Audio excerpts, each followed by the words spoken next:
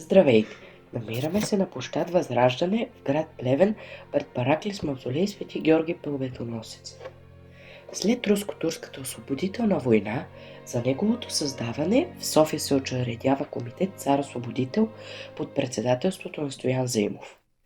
Обявява се конкурс за архитект, първо място не се присъжда, но пък второ място печели архитект Пенчо Койчев от град Трян. Строежа продължава 4 години, сградата отваря врати на 16 септември 1907 година, а нейната височина е 24 метра. По аглите с бронзови букви са обозначени градовете, селата и бойните полета, където се водят най-кръвопролитните сражения. Вратата е с дърворезба на Ян Тревницки, а над нея има барелев на Свети Георги, който е изобразен като победоносец и пазител. Той е на българския скулптор Жеко Спиридонов.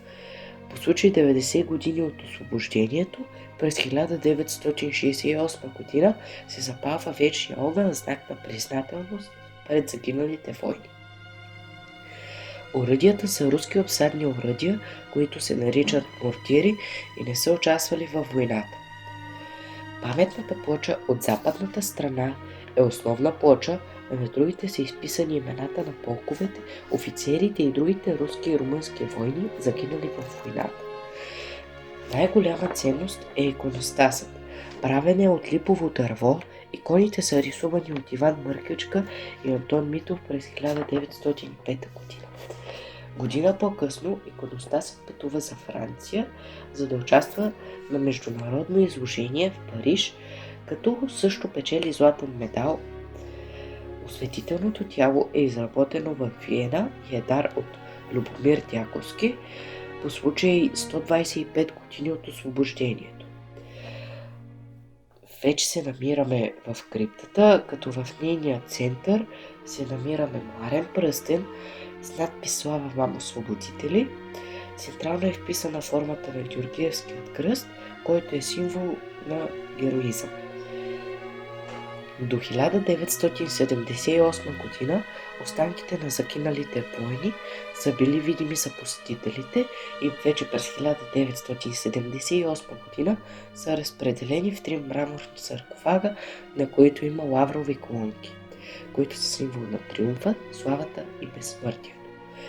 На една от стените е изобретен венец, който е от тъмен бронз, листата са детайлно изчукани и за да изглежда реалистично. Надписът гласи с християнството напред, а с короната е коронясан княз Караул. Потопете се в една виртуална разходка на криптата.